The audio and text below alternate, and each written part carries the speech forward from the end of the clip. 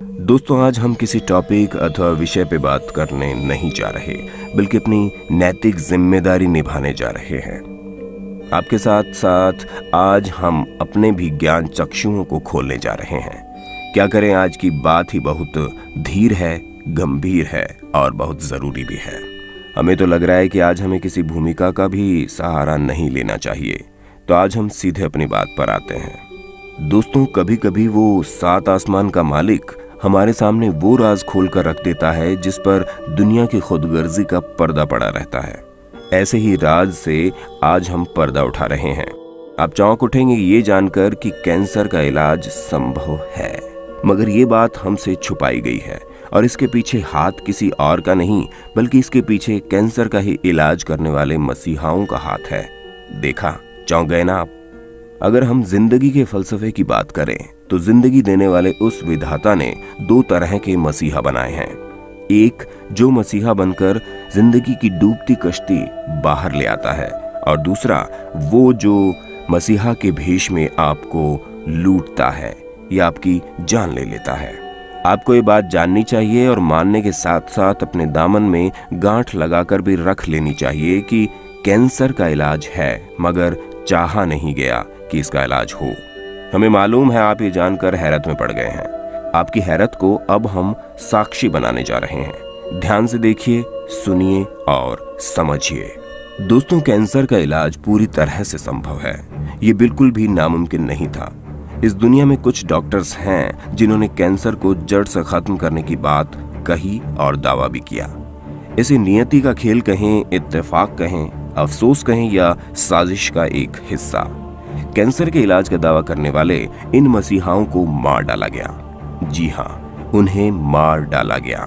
Cancer के इन doctors की न सिर्फ हत्या की गई, बल्कि उन्हें किसी न किसी साजिश के चलते किसी केस में फंसा के बदनाम तक किया गया, ताकि कैंसर की दवा बेचने वालों की कंपनियां बिना रोक टोक के चलती रहें और उनकी कमाइयां आसमान छूती रहें। चलिए आपको हम जरा खुल के बताते हैं।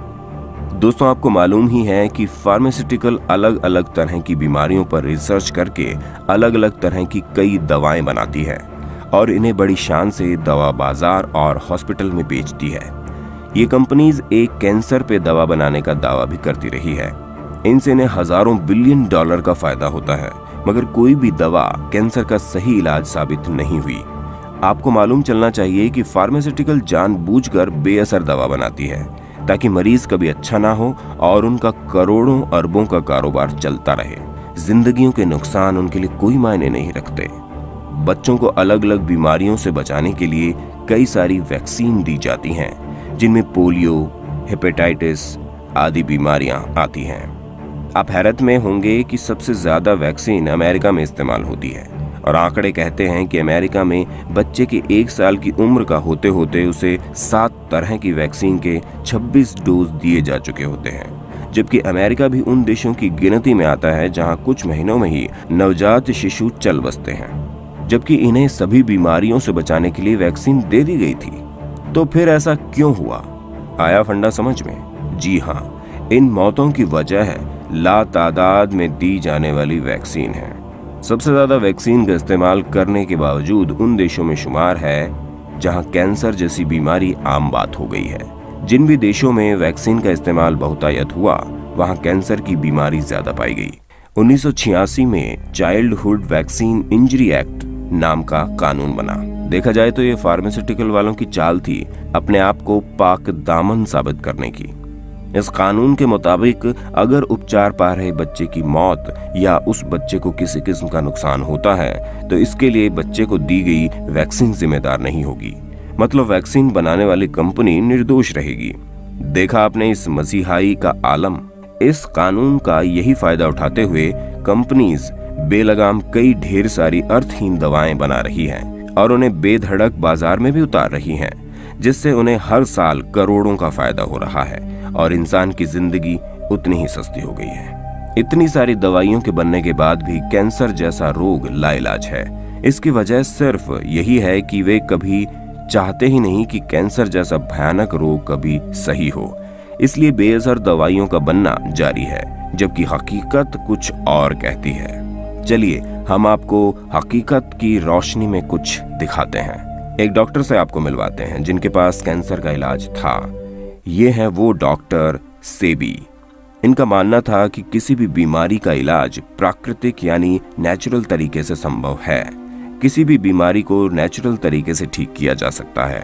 और हाँ, डॉक्टर सेबी न सिर्फ ये मानते थे बल्कि उन्होंने कई मरीजों को ठीक करके ऐसा दिखा भी दिया था जिसमें कैंसर के मरीज ज्यादा थे।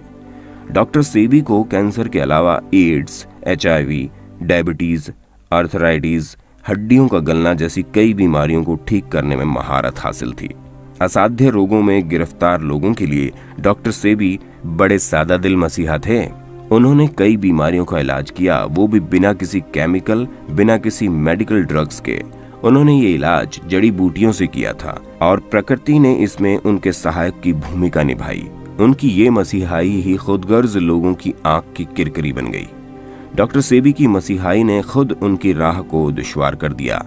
एक दिन उन्होंने बड़ी खुशी खुशी अपनी माँ को बताया कि माँ, मैंने 13 एड्स रोगियों को उनके रोग से मुक्ति दिला दी है। दोस्तों, माँ तो फिर माँ होती है।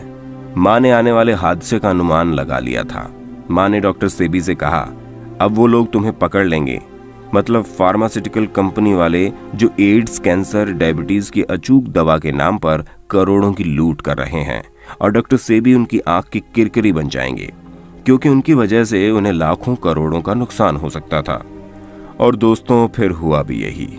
जैसे ही डॉक्टर सेबी ने एड्स के अपने 13 मरीजों का इलाज करके उन्हें क्योर किया, इसके ठीक कुछ दिन बाद ही डिटेक्टिव की एक पूरी टीम धड़धड़ाते हुए पहुंच गई उनके ऑफिस में और कहा कि आपको हमारे साथ चलना होगा क्योंकि आप झूठे हो, चोर हो, आप लोगों के साथ धोखाधड़ी कर रहे हो कि आपके पास हर बीमारी का इलाज है।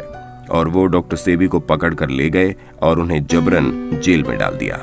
डॉक्टर सेबी को जब कोर्ट में पेश किया गया तो जज साहब का कहना था कि आपको 9 गवाह हमारे सामने हाजिर करने होंगे जो आपके इलाज से ठीक हुए हों, वो भी सारे डॉक्यूमेंट और सबूतों के साथ। ये सब अप्रत्यक्ष रूप से हुआ, मगर कहते हैं ना कि नेक नियत वालों के हौसले बुलंद होते हैं। दोस्तों, डॉक्टर सेबी ने 9 नहीं बल्कि पूरे 77 यानी कि 77 गवाह पेश किए, वो भी पूरे सबूतों के साथ। आखिर डॉक्टर सेबी सच्चे साबित हुए और केस जीत गए। 1987 में उन्होंने मां को बताया कि उन्होंने 133 पेशेंट ठीक कर दिए हैं। डॉक्टर सेबी अपने दुश्मनों की आंखों में तो चढ़ ही चुके थे।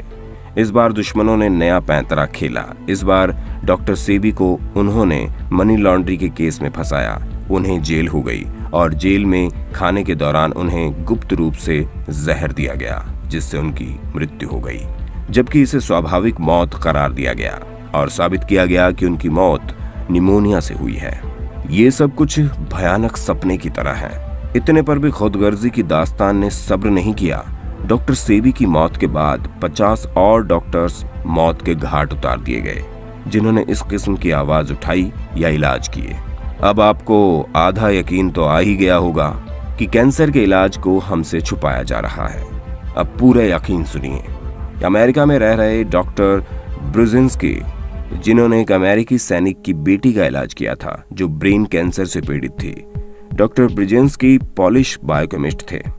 1976 में उन्होंने अमेरिका में ब्रिजेंस्की रिसर्च लेबोरेटरी स्टैब्लिश की, जहां उन्होंने एंटी नियोप्लास्टोन्स की खोज की थी। डॉक्टर सेबी की तरह इन पर भी गवर्नमेंट ने एक के ऊपर एक इल्जाम लगाए।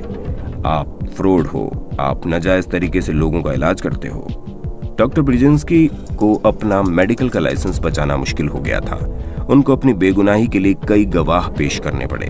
उनके एक पेशेंट की दास्तां सुनकर आपकी आंखें डबडबा जाएंगी। ये पेशेंट पेशे से अमेरिकी पुलिस में सार्जेंट था। सार्जेंट की 4 साल की बेटी को ब्रेन कैंसर था। उन्होंने अपनी बेटी के इलाज के लिए बड़े अस्पताल में उसे एडमिट करवाया, जहां का कड़वा अनुभव उन्होंने बताया। बेटी को देखने के बाद डॉक्टर्स ने कहा, आपके पास 2 रास्ते हैं, या तो आप बेटी को घर ले जाएं और उसे मरने दें या हमारे पास छोड़ दें, यानी भारी मात्रा में केमिकल और रेडिएशन देकर ठीक करने की कोशिश करने के लिए। आखिर एक पिता अपनी बेटी को मरने कैसे दे सकता था। सार्जेंट ने बेटी को वहीं रखने का फैसला किया और फिर शुरू हुआ वही खेल। सार्जेंट की बेटी को इतने ज्यादा केमिकल और रेडिएशन दिए गए कि उस बच्ची का स्कैल्प 2nd डिग्री तक जल गया। सार्जेंट ने बताया कि जब वो बच्ची का डायपर बदलते थे तो उन्हें ग्लव्स पहनने पड़ते थे, क्योंकि बच्ची का यूरिन इतना ज्यादा जहरीला हो गया था कि हाथ जल जाते थे। इस पर भी 6 महीने बाद डॉक्टर्स ने कहा, सॉरी, हम आपकी बेटी को नहीं बचा सकते। सार्जेंट ने हिम्मत नहीं हारी और वो अपनी बेटी को डॉक्टर ब्रिजेंस्की के पास ले गया, जिनके इलाज से उनकी बेटी 18 महीनों में कैंसर मुक्त हो गई।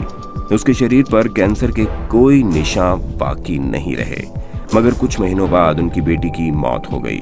मगर आप ये जानकर हैरान होंगे कि ये मौत कैंसर से नहीं हुई थी, बल्कि बच्ची की मौत डॉक्टर्स द्वारा दिए गए अधिक केमिकल्स और रेडिएशन देने की वजह से हुई थी, जिसकी वजह से बच्ची के सर के 2 टुकड़े हो गए थे। हमें मालूम है कि आपके दिल में एक कांच सा टूट गया होगा। तब सार्जेंट ने भरी अदालत में कहा था, हमारे बीच गवर्नमेंट का ऐसा इंस्टीट्यूट काम कर रहा है जो आम आदमी को कैंसर के बारे में भ्रमात्मक झूठी खबरें दे रहा है। ऐसे लोग जनता की भलाई के बारे में बिल्कुल नहीं सोच रहे। इसी बयान की वजह से डॉक्टर ब्रिजेंस्की का मेडिकल लाइसेंस रद्द होने से बच गया, और साथ ही सार्जेंट के इस दर्द भरे बयान ने दुनिया के सामने एक नंगा सच ला दिया था। हम जानते हैं दोस्तों, ये सब देखने समझने के बाद ज़हनो दिल कुछ देर के लिए चुप सा पड़ जाता है।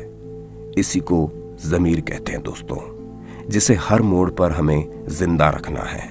हम गुजारिश करते हैं चिकित्सा जगत से जुड़े हर इंसान से कि वो नेक नीयत से, मेहनत से एक बेहतरीन चिकित्सज्ञ बने और संसार में रोगों को जड़ से खत्म कर दे। साथ ही हमारी शुभकामनाएं हैं कि कैंसर पीड़ितों के लिए वो जल्द ही स्वस्थ हों, और बेशक ऐसा ही होगा, क्योंकि मुद्दई लाख बुरा चाहे तो क्या होता है, वही होता है जो मंजूरे खुदा होता है। दोस्तों, कम से कम कमेंट करके आप हमारी पीठ तो थपथपा सकते हैं। आपके लाइक शेयर हमारी हिम्मत बढ़ाएंगे, और सब्सक्राइब तो हमारा खून डबल कर देंगे। जय हिंद।